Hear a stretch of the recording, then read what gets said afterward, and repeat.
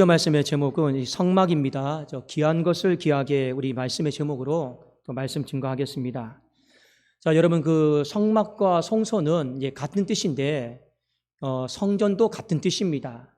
이 성막, 성소, 성전 기본적인 우리가 뜻을 좀 아실 필요가 있는데 이 뜻이 무엇이냐면 거한다라는 거예요. 머무른다라는 겁니다. 그래서 히브리 단어로 이 사칸이다라고 하는 건데 하나님께서 거하신다. 하나님께서 머무르신다. 조금 더 세속적인 말로 하면 숙박하신다. 휴식하신다. 그것이 바로 히브리 단어 사칸이다라고 하는 성소, 성막, 이 성전이다라고 하는 뜻입니다. 자, 하나님께서 머무르신다라고 하는 1차적인 의미도 있고 또 하나는 함께 하셔서 돌봐주신다라고 하는 이제 두 가지 뜻이 있는 거예요. 그러므로 여러분들이 지금의 성전을 생각하든 우리 성막을 생각하든 어떤 것이든 상관없습니다. 그 본래의 뜻은 하나님이 머무르시고 또 하나는 우리와 함께 하셔서 돌봐주신다. 그것이 성전, 성막, 성소의 의미다라고 하는 것을 우리가 좀 아시면 될 것 같습니다. 자, 그래서 광야 시대는 이 텐트 생활을 했잖아요. 이동 생활을 했으니까 당연히 성막이었습니다. 그리고 가나안 땅에 들어가서는 더 이상 이동 생활이 없으니까 건물을 짓게 되었습니다. 그래서 성전으로 바뀌었습니다.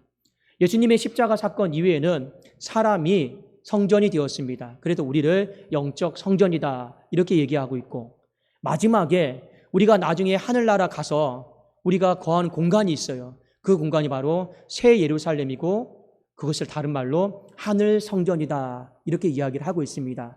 성막에서 여러분 성전으로 또 영적 성전에서 하늘 성전으로 바뀌어가고 있어요. 그 근본 취지는 똑같다라고 하는 것을 우리는 좀 기억하시면 좋겠습니다. 자, 오늘 본문 말씀에 보면 하나님께서 이스라엘 백성들에게 성막을 건축해라 이 부분에 대한 명령을 하셨습니다. 자, 한번 제가 읽어드릴게요. 출애굽기 35장 5절 너희의 소유 중에서 너희는 여호와께 드릴 것을 택하되 마음에 원하는 자는 누구든지 그것을 가져다가 여호와께 드릴지니 곧 금과 은과 놋과 그 다음에 나와 있는 게 뭐냐면 성막을 건축하기 위해서 필요한 모든 재료들을 언급을 하고 있습니다. 실도 나오고 보석도 나오는데 여러분 이렇게 생각하시면 좋겠습니다. 아, 귀한 것으로 하나님의 집을 지었구나 이렇게 생각하시면 좋습니다. 6절 청색, 자색, 홍색 실과 가는 배실과 염소 털과 붉은 물들인 순양의 가죽과 해달의 가죽과 조각목과 등유와 미 관유에 드는 향품과 분향할 향을 만드는 향품과 호마노며 애복과 흉패에 물릴 보석이니라. 자, 여기에 모든 언급된 것들이 성막을 건축하기 위한 재료들이죠. 자, 그런데 하나님께서 여기 특별히 좀 희한한 말씀을 한 가지 하셨습니다. 그 말씀은 뭐냐? 성막을 건축할 재료들이 있는데 그러면 가지고 와야죠. 백성들이 하나님 앞에 드려야 되죠. 그런데 하나님이 뭐라고 말씀하시느냐? 마음에 원하는 자들 것만 받겠다라는 거예요. 마음에 원치 않는 사람들의 예물은 내가 받지 않겠다. 하나님은 그렇게 성막 건축을 시작하셨습니다. 자, 이 구절이 출애굽기 25장 2절에 그대로 해석이 되어 있는데 제가 한번 읽어드릴게요. 이스라엘 자손에게 명령하여 내게 예물을 가져오라 하고 이 성막을 건축할 예물입니다. 기쁜 마음으로 내는 자가 내게 바치는 모든 것을 너희는 받을지니라. 하나님이 모세에게 이렇게 말씀하셨어요. 성막 건축을 하려면 당연히 재료가 필요하죠. 그런데 사람들이 갈려요. 어떤 사람은 기쁜 마음으로 동참을 해요. 어떤 사람은 기쁘지가 않아요. 자원하는 마음이 없어요. 그래서 모세에게 뭐라고 말씀하셨느냐? 기쁜 마음으로 드리지 않거든 돌려보내라라는 거예요. 받지 말라라는 거예요. 우리랑 좀 건축하는 방식이 하나님은 좀 다릅니다. 제가 많이 교회 건축을 한다라고 하면 기쁜 마음, 기쁘지 않는 마음 가리지 않을 거예요. 여러분 10원이 여러분 더 필요하고 더 아쉬운 판국에 기쁜 마음으로 드렸느냐 안 기쁜 마음으로 드렸느냐 그걸 뭘 굳이 따지겠습니까? 모아야 되잖아요. 그런데 하나님은 이 성막 건축에 있어서 어떻게 하셨습니까? 딱 봐서 기쁜 마음으로 가지고 온 거 아니면 그대로 다 돌려보내라. 나는 그것을 안 받겠다. 오직 기쁜 마음으로 드리는 것만 내가 받겠다. 모세의 이 부분에 있어서 확실하게 해야 된다라고 당부를 하신 거예요. 자, 여러분, 기쁜 마음, 자원하는 마음, 이것은 언제 생길까요? 왜 어떤 사람에게는 기쁜 마음, 자원하는 마음이 생기지 않고 어떤 사람에게는 기쁜 마음, 자원하는 마음이 생길까요? 여기에 대한 여러분 이해가 필요합니다. 기쁜 마음, 자원하는 마음, 이 히브리 단어로 어떤 뜻이냐면 레바브인데 이것은 마음뿐만 아니라 이해력과 관련된 단어입니다. 그러니까 기쁜 마음, 자원하는 마음은 이해력과 관련이 돼 있다라는 거예요. 이해하는 거. 그러니까 이게 무슨 말입니까? 성막 건축을 하는데 왜 성막 건축을 하는지 이해를 하게 되면, 깨닫게 되면 기쁜 마음으로, 자원하는 마음으로 드릴 수 있어요. 그런데 아무리 좋은 것이어도 내가 먼저 이해가 안 돼요. 그러면 절대로 기쁜 마음과 자원하는 마음으로 드릴 수가 없습니다. 우리가 얼마 전까지 영상, 음향 목적 헌금으로 우리 성도님들이 많이 협력해 주셔서 감사합니다. 취지는 좋은 거죠. 나쁜 일 하는 거 아니니까. 그렇죠? 그런데 이 강단 아래 내려가면 사람이 갈려요. 어떻게 갈립니까? 그래, 다음 세대를 생각해서라도 어렵고 힘들지만 지금 하는 게 맞다. 이해가 되면 내가 좀 어렵고 힘들어도 드려요. 근데 또 한편으로 이런 사람이 있겠죠. 지금 마이크 성능도 괜찮은데 이 코로나 시대 어려운 때 굳이 꼭 이것을 지금 해야 되나? 나중에 좀 더 교육관은 쉽고 환경이 더 좋을 때 할 수도 있지. 이건 지금 이해가 안 되는 거예요. 취지는 알겠지만 이해가 안 되는 거예요. 그러면 그 사람들에게는 기쁜 마음과 자원하는 마음으로 드리는 것이 어렵습니다. 한국교회 여러분, 건축도 마찬가지예요. 우리가 건축을 하면서 성도들의 복지를 생각하고 다음 세대를 생각하고 지하에 있는 우리 학생들을 다시 지상으로 올리는 거, 이 건축이지 않습니까? 근데 또 강단에 내려가면 나뉘어요. 그래도 더 어려운 교회도 있는데, 더 힘든 교회도 있는데 이 정도로 좀 만족하고 버티면서 살지, 이해가 안 되는 거죠. 근데 또 한편으로는 맞다, 시대가 변했다, 다음 세대가 더 좋은 환경 속에서 예배 드릴 수 있도록 우리 세대가 좀 헌신해서라도, 우리가 어려움을 감내해서라도 지금 해야겠다. 그 성전 건축이 이해가 되면 또 힘들고 어려워도 기쁜 마음으로, 자원하는 마음으로 드릴 수 있는 거예요. 그러니 하나님께서 뭐라 말씀하신 겁니까? 성막 건축을 하겠다. 그런데 이것을 왜 하는지 이해하라라는 거예요. 이해하고 이해가 된 사람이 기쁜 마음으로, 즐거운 마음으로 하나님께 예물을 가져와서 성막 건축을 했으면 좋겠다. 그것이 바로 하나님의 마음입니다. 자, 그러면 우리는 오늘 본문 말씀을 통해서 왜 하나님이 성막 건축을 하려고 하는지 이해를 해야겠죠. 오늘 출애굽기 35장 말씀입니다. 그 앞장에 주된 사건이 무엇이냐? 금송아지 사건이에요. 모세가 시내산에 올라갔는데요, 안 내려와요. 그러니까 아론과 훌과 모든 사람들이 금송아지 만들어 놓고 우상 숭배하면서 애굽으로 돌아가려고 하고 있단 말입니다. 하나님이 진노하셨어요. 하나님이 어느 정도까지 진노하셨느냐? 내가 너희들랑 함께 못 가겠다. 하나님이 선긋게 하셨어요. 따로 가자. 그러니까 이 광야 한복판에서 이스라엘 백성들이 처음으로 버림받은 느낌, 하나님과 분리된 느낌을요, 경험을 한 거예요. 그것을 경험을 하고 출애굽기 33장 4절에 하나님이 따로 가자, 따로 움직이자 하시니까 그들의 마음에 이런 슬픈 마음이 들었습니다. 제가 한번 읽어드릴게요. 백성이 이 준엄한 말씀 듣고 선긋기, 따로 가자, 슬퍼하여 한 사람도 자기의 몸을 단장하지 아니하니. 하나님이 따로 가자고 하니까 마음이 너무 두려운 거예요. 광야에서 정말 고아처럼 버려지는 인생 되지는 않을까. 그게 이스라엘 백성들의 마음이었습니다. 모세도 똑같았어요. 33장 15절 16절에 보면 모세가 여호와께 아뢰되 주께서 친히 가지 아니하시려거든 우리를 이곳에 올려보내지 마옵소서. 하나님 만약 함께 가시지 않겠다라고 하면 우리는 죽어도 여기서 한 발자국도 못 움직입니다. 가나안 땅에 안 들어갈 겁니다. 왜요? 하나님이 함께 가시지 않으면요. 그리고 뒤에 16절에 나와 주의 백성이 주의 목전에 은총 입은 줄을 무엇으로 알리까? 주께서 우리와 함께 행하심으로 나와 주의 백성을 천하 만민 중에 구별하심이 아닙니까? 하나님 앞에 우리가 사랑받는 증거가 무엇입니까? 함께 하나님이 가셔야지. 따로 가신다라면 우리는 고아와 같은 인생이고 하나님 앞에 버림받은 인생입니다. 그러니 이 금송아지 사건 이후로 이스라엘 백성들이 가라고 해도 안 가요.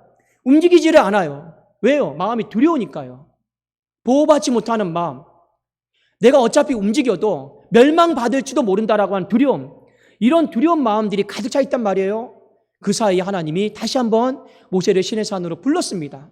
그리고 모세가 시내산에 내려왔어요. 그게 출애굽기 34장이에요. 그리고 35장에 오늘 말씀해 보니까 제일 먼저 하신 명령이 성막을 지어라예요. 성막이 뭡니까? 하나님이 집이잖아요. 하나님의 집이잖아요. 어떤 집입니까? 내가 머무르겠다라는 집이고 내가 너희와 함께하면서 돌봐주겠다라고 하는 집이란 말이에요. 그리고 실제로 이 성막이 어떻게 이용이 되었느냐? 이스라엘 진영의 다 가운데 있어요. 그리고 동서남북으로 이스라엘의 12지파가 있단 말입니다. 그러니 항상 하나님의 집이 가운데 있어요. 모든 사람들이 하나님이 우리와 함께 하시는 걸 본단 말이에요. 그걸 보면서 이스라엘 백성들의 마음에 어떤 마음이 들까요? 두려웠던 마음이 안심이 되는 거예요.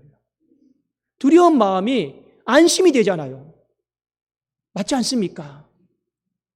성막은 딱 보니까 지금 두려워하고 있는 우리를 위해서 하나님이 만들어준 집이에요. 우리가 겉으로 봤을 때는 하나님을 위한 집이죠. 하나님을 위한 초소고 하나님을 위한 성전인데 아닙니다. 원래 취지를 보니까 우리를 배려하기 위한 하나님의 집이었던 거예요. 그래도 이스라엘 백성들이 성막을 볼 때마다 두려움이 사라졌어요. 그 두려운 마음이 안심으로 바뀌었어요. 그래서 이스라엘 백성들이 예루살렘 성전을 바라보면서 어떤 마음을 가진지 아십니까? 세상 살다 보면 여러분 두려움, 염려, 걱정도 얼마나 많이 있습니까? 죽음에 대한 두려움도 있고 건강에 대한 두려움도 있고 물질을 잃어버린 내 삶의 지출에 대한 손실에 대한 두려움도 있고 두려움이 없는 사람 누가 있겠습니까?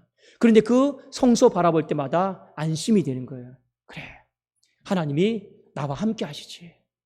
하나님이 나와 함께 하시지. 제가 군대에 특전사에 있을 때도 마찬가지입니다. 비행기를 타고 뛰어내려야 돼요. 낙하산에도 뛰어내려야 됩니다. 그러면 그때마다 두려워요. 죽으면 어떡하나? 죽으면 어떡하나? 그런데 그 두려움을 어떻게 극복하는지 아십니까? 하나님이 나와 함께 하셔. 그래서요, 뛰어내리는 거예요. 그게 극복이 되는 거죠. 이스라엘 백성들에게 가장 기본적으로 이 성막과 성소는 어떤 의미였습니까? 이 두려운 마음을 갖고 있는 그들에게 하나님의 안심이었습니다. 그래도 그들의 마음속에 이걸 깨달으면 야, 저거는 하나님을 위한 집이 아니다.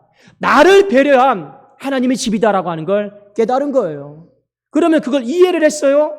그러면 우리 마음속에 내가 갖고 있는 진귀한 것들, 나를 위해 투자하는 건데 기쁜 마음으로 드릴 수 있습니까? 없습니까? 당연히 있죠. 당연히 기쁜 마음으로 자원하는 마음으로 못 드릴 이유가 뭐가 있겠습니까? 하나님을 위해 드리는 게 아니고 나를 위해 여러분 궁극적으로 드리는 건데, 그래서 하나님은 이것을 이해한 사람만 기쁜 마음으로 자원하는 마음으로 하나님 앞에 드리고, 이것을 많이 이해하지 못한다면 다 돌려보내라, 이렇게 말씀을 하신 것입니다. 여러분, 성경에 보면 요한복음 14장 예수님이 제자들과 마지막 만찬을 나누면서 이런 이야기를 나눴습니다. 14장 1절에 보면 이런 구절이 나오죠. 너희는 마음에 근심하지 말라. 하나님을 믿으니 또 나를 믿으라. 무슨 영문인지는 모르겠지만 제자들이 두려워하고 있고 근심하고 있어요. 그 뒤에 또 내용에 보면 내가 너희를 고아처럼 이 세상 한복판에 버리지 않을 거다. 지금 제자들이 예수님이 떠나간다고 하니까, 떠나신다고 하니까 마음에 우리 고아되는 거 아닌가? 우리 버려지는 인생 되는 거 아닌가? 마음이 지금 슬픔이 찾고 두렵단 말이에요. 그때 예수님이 이렇게 말씀을 하셨습니다. 자, 우리 요한복음 14장 16절입니다. 제가 한번 읽어드릴게요. 내가 아버지께 구하겠으니 그가 또 다른 보혜사를 너희에게 주사 영원토록 너희와 함께 있게 하리니. 고아가 될지도 모른다라는 생각, 이 광야 한복판에도 버려질지도 모른다라고 두려워하고 있는 그 제자들에게 주님이 이렇게 말씀하셨어요. 또 다른 보혜사 성령을 보내주겠다. 그 성령이 너희 안에 머물러서 영원히 너희와 함께 하겠다, 이 말씀하셨거든요. 그게 뭡니까? 우리의 마음을 영적 성전으로 삼겠다라는 거예요. 그래서 고린도전서 3장 16절에 너희는 너희가 하나님의 성전인 것과 하나님의 성령이 너희 안에 거하시는 것을 계시는 것을 알지 못하느냐. 보십시오. 한 가지 공통점이 있어요. 구약시대의 성막이든 신약시대의 여러분 성전이든 공통점, 취지는 뭡니까? 하나님을 위한 집이 아니에요. 나를 배려한 하나님의 집이란 말이에요. 그 나는 누구입니까? 두려워하고 있어요. 버려질지도 모른다. 홀로 남겨질지도 모른다. 고아될지도 모른다. 우리는 알게 모르게 이 광야 같은 세상 한복판에서 두려운 마음이 너무 커요. 부모를 잃어버리면 두렵잖아요. 홀로 살아가야 되니까. 사랑하는 배우자를 잃어버리면 두렵잖아요. 홀로 견뎌야 되니까. 이 모양 저 모양이든 건강에 대한 두려움이든 관계에 대한 두려움이든 두려움을 모르고 살아가는 사람은 없습니다. 그런데 하나님이 이 인생의 지독한 두려움을 아셨어요. 그리고 배려해 주신 거예요. 성막으로, 영적 성전으로 하나님이 배려해 주신 거예요.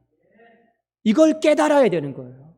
이게 여러분 은혜다라는 걸 이해를 하셔야 되는 거예요. 그런 사람만이 하나님 앞에 성막을 건축합시다 했을 때 기쁜 마음으로 내 소유 중에서 예물과 모든 것들을 가지고 올 수 있는 거지, 이걸 이해를 못하면요 또 하나님의 집을 위해서 우리가 헌신한다, 빼앗긴다, 또 드려야 된다, 부담감 속에 살아갈 수밖에 없어요. 근데 그것을 하나님은 다 돌려보내라고 했습니다. 안 받겠다라고 말씀을 하신 거죠. 여러분, 그런데 문제가 있어요. 여기까지는 괜찮은데 그래도 이스라엘 백성들이 이 사건 이후에 성전을 바라볼 때마다, 이 성막을 바라볼 때마다 소중한 마음이 있었어요. 하나님 잘 모셔야겠다. 그런데 시간이 흐르고 나니 변질이 되어버렸어요. 어떻게 변질이 되었느냐? 이렇게 사람이 변질되었습니다. 하나님의 집이니까 하나님이 그냥 늘 계셔.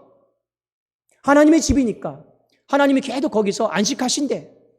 하나님의 집이니까 뭐 우리가 찾아뵙든지 안 찾아뵙든지 하나님의 집이니까 어디 뭐 떠나겠어? 인간의 마음이요, 이런 여러분 마음으로 바뀌어버렸어요. 귀한 것을 귀하게 여기지 못하고 아니란 생각으로 바뀌어버린 거예요. 그러니까 여러분 신앙생활이 어떻게 바뀝니까? 어차피 내가 그 사람과 함께 가야 되는데 그 사람을 귀하게 여기잖아요. 그러면 소중하게 대하게 되어 있습니다. 말이라도 따뜻하게, 행동이라도 따뜻하게. 그런데 그 사람과 같이 가는데 귀하지가 않아요. 그러면 우리는 어떻게 됩니까? 형식적으로 대하게 되어 있습니다. 가끔씩 한국교회에서 예배 때마다 이런 인사를 많이 시키죠. 좌우에 계신 분들에게 서로 인사합시다. 사랑합니다. 축복합니다. 인사시키잖아요. 정말 내 옆에 있는 사람이 아들이에요. 내 딸이에요. 그러면 그 인사를 사랑합니다. 축복합니다. 이럽니까? 정말 손잡아주면서 하나님 너 사랑해, 너 축복해, 이러겠죠. 그런데 우리의 마음에 내 옆에 앉아있는 사람이 귀한 사람이 아니에요. 그냥 성도일 뿐이에요. 그러면 목사가 사랑합니다, 축복합니다, 인사하라고 하면 마지못해서는 하겠죠. 목사가 보고 있으니까. 바로 그 차이입니다. 정말로 하나님이 성소의 성전에 머무신다라는 거, 어떤 취지로 머물러 계신다라는 걸 안다라면, 귀한 것을 귀하게 여긴다라면 이게 은혜다라 생각하고 여러분 잘 섬기겠죠. 그런데 문제는 뭡니까? 이스라엘 백성들의 마음에 귀한 것을 귀하게 여기는 마음을 당연하게 생각했습니다. 그러니 그 이후에 신앙생활이 형식적으로 바뀌어버리는 거예요. 그래서 이사야서 1장 말씀에 보면 이스라엘 백성들의 형식적인 신앙, 마당만 밟는 신앙에 대해서 하나님이 호되게 질책을 하십니다. 자, 이사야서 1장 12절 13절입니다. 너희가 내 앞에 보이러 오니 이것을 누가 너희에게 요구하였느냐? 내 마당만 밟을 뿐이라. 헛된 재물을 다시 가져오지 말라. 분향은 내가 가증히 여기는 것이요 월삭과 안식일과 대회로 모이는 것도 그러하니 성회와 아울러 악을 행하는 것을 내가 견디지 못하겠노라. 어떤 제도에 대해 하나님이 불쾌하다 하신 것이 아닙니다. 어떤 여러분 모임에 대해서 하나님이 불편하다 하신 게 아닙니다. 뭐가 불편한 거예요? 나를 귀한 것을 귀하게 여겨주지 못하고 형식적으로 보이러 온다라는 거예요. 형식적으로 보이러 오는 것을 하나님은 불쾌하다 말씀을 하신 겁니다. 그래서 하나님이요 공식적으로 BC 586년에 그 성소를 떠나버리셨어요. 비워버리셨습니다. 더 이상 너희들에게 형식적으로 대우받기 싫다. 보이러 오는 신앙 싫다. 그리고 하나님은요 떠나버렸어요. 그때서야 이스라엘 백성들이 땅을 치고 후회를 한 거예요. 우리가 하나님이 성막을 건축하고 이 성전을 건축하라고 하는 이 취지를 너무나도 몰랐다라는 거예요. 돌아보니까 하나님의 집이 아니었고 나를 배려하기 위한 하나님의 집이었음에도 불구하고 그것을 빨리 깨닫지 못하고 당연하게 생각하고 우리의 삶이 형식적으로 바뀐 것에 대해서 땅을 치고 후회를 했습니다. 몇 년 동안요? 바벨론 포로 땅에서 70년 동안 후회를 한 거예요. 그리고 다시 돌아와서 성전을 지었습니다. 그때 어떤 마음입니까? 하나님 두렵습니다. 왜 두려울까요? 돌아왔더니 땅은 황폐해져 있고 이미 다른 사람들이 다 지배하고 있어요. 하나님 두렵습니다. 무섭습니다. 그래 다시 성전을 지을게요. 그리고 다시 귀한 것을 귀하게 여길게요. 이전만큼 못한 성전이라 할지라도 그런 마음으로 다시 성전을 짓겠사오니 하나님 다시 한번 이곳에 머물러 주세요. 다시 한번 우리와 함께 해주세요. 누구를 위한 성전입니까? 하나님을 위한 성전이 아니라 여전히 두려움 가운데 떨고 있는 나를 배려해 주기 위한 하나님의 집을 짓겠습니다. 그래서 하나님이 다시 머무르시는 거예요. 여러분, 오늘 말씀을 통해서 우리 두 가지를 좀 잘 기억을 했으면 좋겠습니다. 광야의 성막이든 지금 내 마음의 영적 성전이든 취지만 아시면 됩니다. 뭐가 진짜 성전이냐? 그건 여러분 큰 의미가 없어요.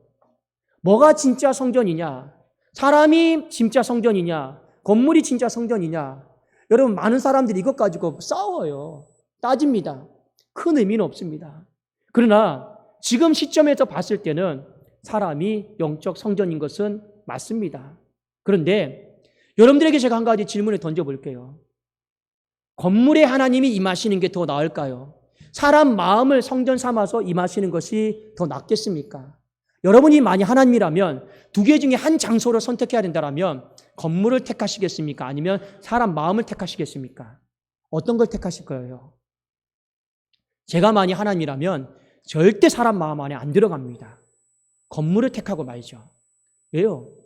성경에 보면 만물보다 거짓되고 부패한 것이 사람 마음이 되어 있습니다. 사람 마음 안에 들어가면 여러분 하나님은 상처받을 수밖에 없어요. 사람 마음 안에 들어가면 얼마나 여러분 손바닥 뒤집듯이 변덕스럽게 마음 바꿉니까? 그 마음 안에 들어가면 결국에 하나님 상처 외에는 남는 것이 없습니다. 건물에 들어가면요 하나님 상처받을 일 없죠. 마음 아플 일 없죠. 저 같으면요 건물의 인재예요. 절대로 사람 마음 안에 안 들어갑니다. 거기 왜예요? 상처받으려고요. 그럼에도 불구하고 하나님은 마지막에 택한 것이 사람 마음이었습니다. 그럼 왜 사람 마음 안에 들어가셨냐라는 거예요. 예수님이 말씀하셨잖아요. 너무나도 고아처럼 두려워하니까, 버림받을 것에 대해 두려워하니까, 이 세상 한복판에서 홀로 남겨진 것에 대해 두려워하니까 그것에 대한 배려로 우리를 영적 성전 삼으신 거란 말이에요.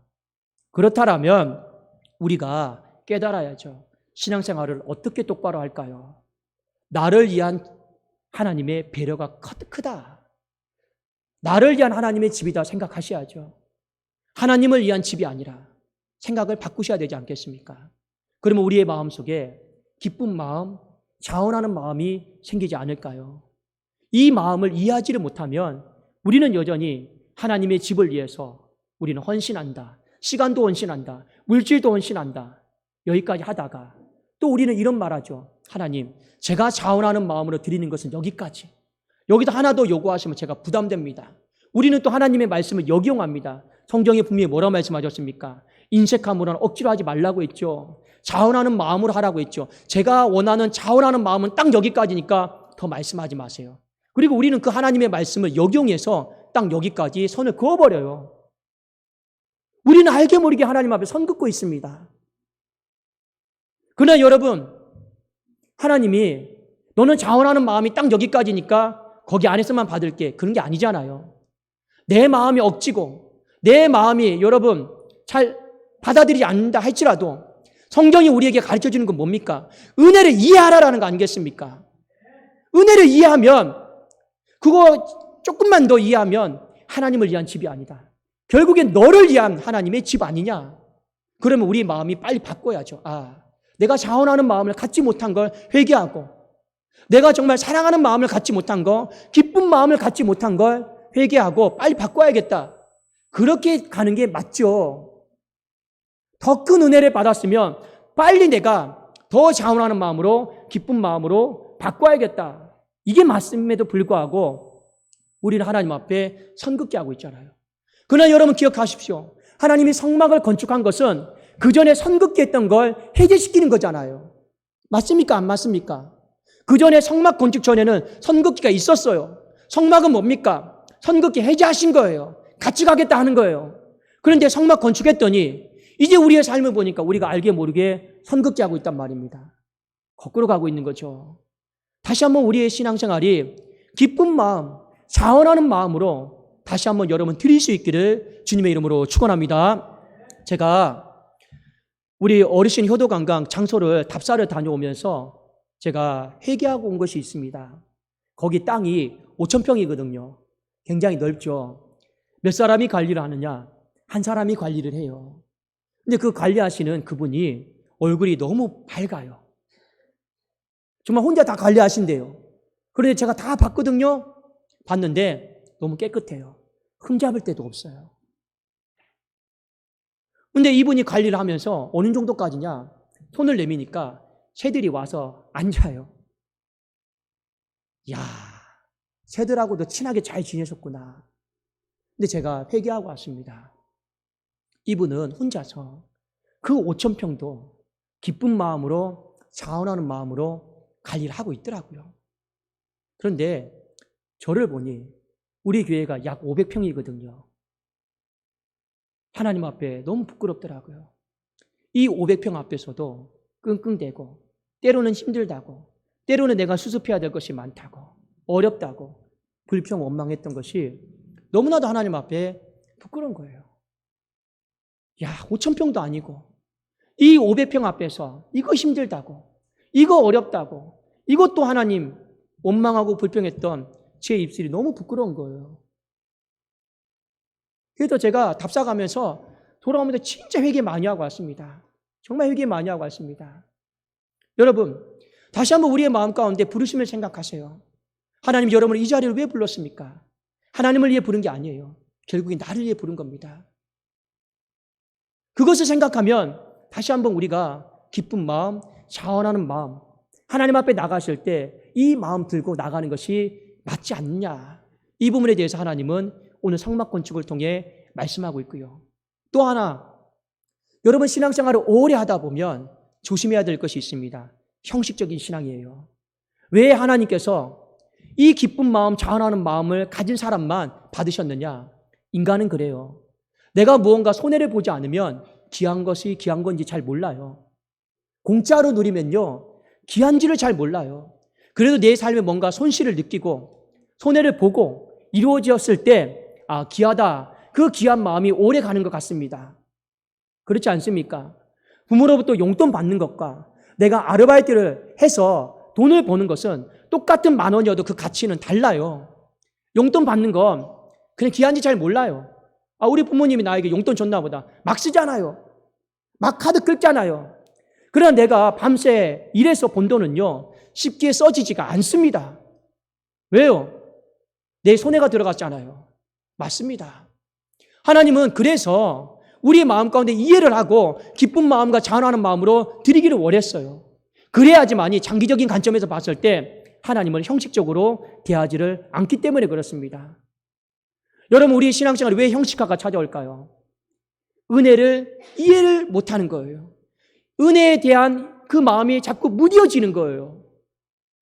그 원래 취지가 자꾸 무색해지는 거예요. 그러니 우리의 마음속에 귀한 것임에도 불구하고 귀하게 여기지를 못하는 거예요. 여러분, 봉사하는 것도 마찬가지입니다. 드리는 것도 다 마찬가지입니다. 하나님이 여러분들에게 은혜를 부어주셨어요. 그걸 이해만 할 수 있다라면 처음에 어떤 마음이었습니까? 어떻게 나 같은 사람을 하나님이 받으실까? 어떻게 이 부족한 사람을 하나님이 쓰실까? 어떻게 이 부족한 목자를 이 교회에 하나님이 불러주셨을까? 은혜를 이해하면요, 귀하다라는 걸 알게 되면 내 마음속에 사랑하는 마음을 가지고 행하게 되어 있단 말이에요. 그런데 은혜를 이해하지 못하고 은혜에 대해 무뎌지잖아요. 귀한 것이 형식적으로 바뀌는 거예요. 아이고, 오늘 또 이거 수습해야 되는구나. 오늘 또 예배 드려야 되는구나. 오늘 또 성가해야 되는구나. 오늘 또 안내 써야 되는구나. 아이고, 오늘 또 주일인가 헌금 준비해야 되는구나. 전부 다 형식적으로 바뀌어버리는 거예요. 왜요? 귀한 것을 귀하다라고 여기는 마음을 놓쳐버렸으니까요. 둔해져 버렸으니까요. 그런데 주님은 경고하셨습니다. 비록 예수 그리스도를 향한 약속 때문에 너희 마음 가운데 내가 떠나지는 않겠다라면, 그러나 너희에게 경고한다. 나를 형식적으로 대하지 마라. 나를 절대로 형식적으로 대하지 마라. 경고한다. 이전처럼 떠날 일은 없겠지만, 그러나 더 큰 은혜를 받았으면 더 잘 깨닫고 더 하나님은 잘 모시고 더 겸손한 마음으로 귀한 것을 귀하게 여겨라. 떠나지는 않겠지만 하나님이 경고하신 것입니다. 여러분, 오늘 이 말씀을 잘 기억을 하시면서, 왜 하나님이 성막을 건축하면서 인간의 생각으로는 다 모으면 좋죠. 재료 하나 더 모으면 더 멋있게 지어드릴 수 있죠. 그러나 하나님은 그런 건축주가 되지 않으셨습니다. 자원하는 마음이 없는 건 다 돌려보내라고 했습니다. 저는 그렇게 못하겠어요. 그런데 우리 하나님은 그런 마음으로 건축하셨던 그 이유와 취지를 알고, 여러분, 교회의 성전도 마찬가지고 여러분의 마음 성전도 마찬가지입니다. 귀한 것을 귀하게 여기는 이 마음 다시 회복될 수 있기를 주님의 이름으로 축원합니다. 기도하겠습니다.